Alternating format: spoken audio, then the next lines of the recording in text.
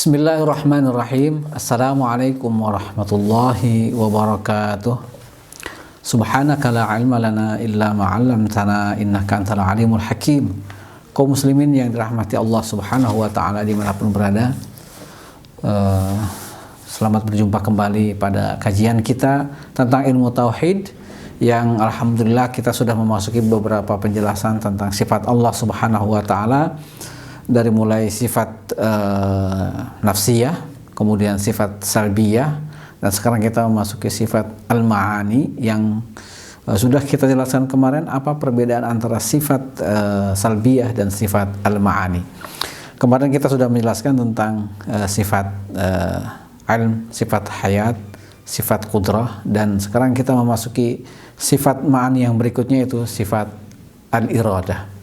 Baik, mari kita bacakan penjelasan dari muallif atau penulis buku ini, Syekh Ahmad Ad-Dardir, yang merupakan salah satu ulama Al-Azhar.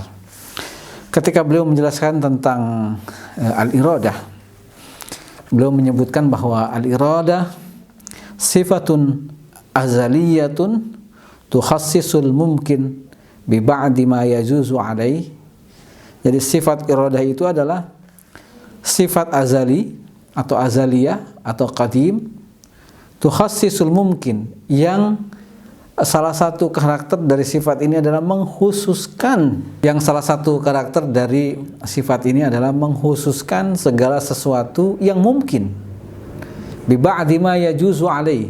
Jadi sifat iradah itu adalah sifatun azaliyatun tukhassisul mumkin bi ba'di ma yajuzu alaih. Sifat iradah itu adalah salah satu sifat yang azali, yang qadim, yang tukhassisul mumkin, mengkhususkan, mentakhsis, menentukan segala sesuatu yang mungkin, bi ba'di ma yajuzu alaihi, dengan segala sesuatu yang boleh untuk yang mungkin itu, bin wujudin, seperti wujud, keberadaan, au adamin, atau ketiadaan, wa miqdarin, demikian pula ukuran, wa zamanin, demikian juga waktu, wa makanin, juga tempat, wa jihatin, dan juga arah. Jadi intinya sifat iradah itu adalah sifat yang mentaksis sesuatu yang diadakan oleh kudrah. Kalau kemarin kita sudah memahami bahwa sifat kudrah itu sifatnya mutlak, Allah Subhanahu wa taala qadirun ala kulli syai', mampu mengadakan segala sesuatu secara mutlak.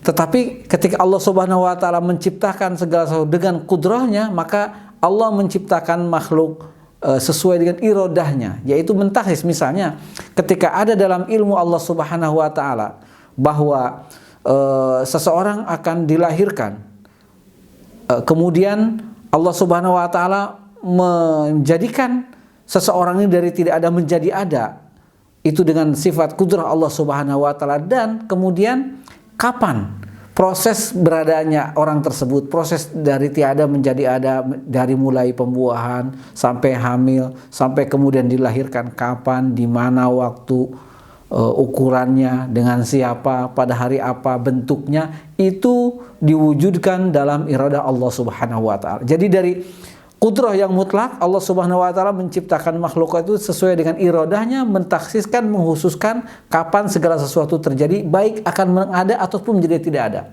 Jadi kalau tadi contohnya adalah dari tidak ada menjadi ada, demikian pula ketika Allah memutuskan bahwa sebuah gunung akan meletus atau akan terjadi bencana, dalam ilmu Allah Subhanahu wa taala dan dikerjakan melalui iradah Allah Subhanahu wa taala. Jadi penciptaan Allah itu akan sesuai antara kudrah Allah Subhanahu wa taala dan iradah yang menjadikan sesuatu terjadi sesuai dengan ukuran, masa, tempat, kemudian juga wadah, arah, dan ini ada dalam iradah Allah Subhanahu wa taala. Jadi iradah ini adalah mentaksis sifat kemungkinan yang diwujudkan melalui sifat kudrah Allah Subhanahu wa taala, dan dipastikan ia menjadi sangat menentu dan sangat spesial.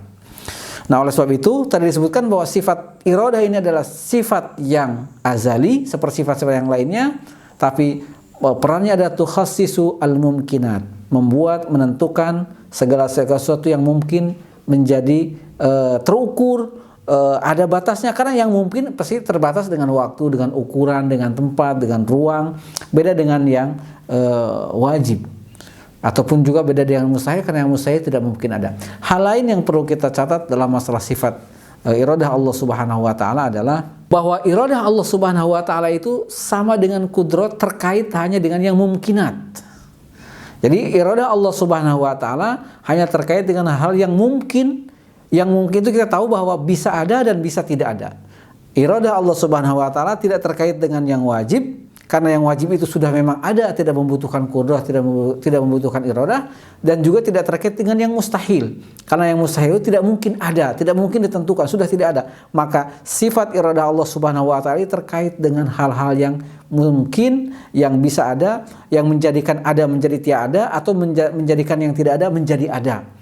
Ini terkait dengan sifat iradat Allah Subhanahu wa taala. Selain itu, sifat iradah Allah Subhanahu wa taala ini membatalkan pendapat para filsuf yang sering kita kutip dalam beberapa episode yang lalu, bahwa para filsuf itu menganggap alam semesta ini bukan ciptaan Allah Subhanahu wa taala, tapi sebagai akibat dari wujud Allah Subhanahu wa taala.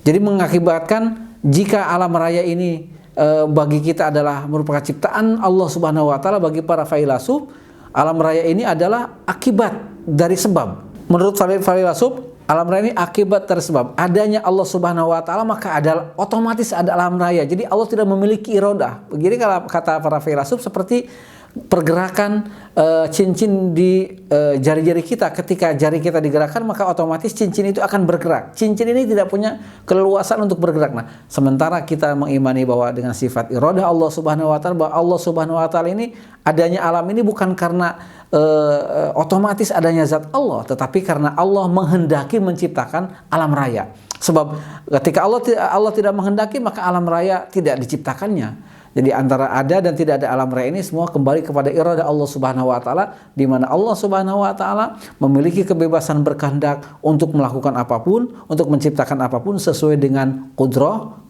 kekuasaan Allah Subhanahu wa taala, dan iradah, keinginan Allah Subhanahu wa taala. Demikian penjelasan kita tentang masalah iradah. Mudah-mudahan juga menambah wawasan kita tentang ilmu tauhid, tentang salah satu sifat Allah Subhanahu wa taala, zat yang maha qadim, zat yang maha agung, yang senantiasa kita sembah, kita ibadahi setiap saat. Terima kasih. Assalamualaikum warahmatullahi wabarakatuh.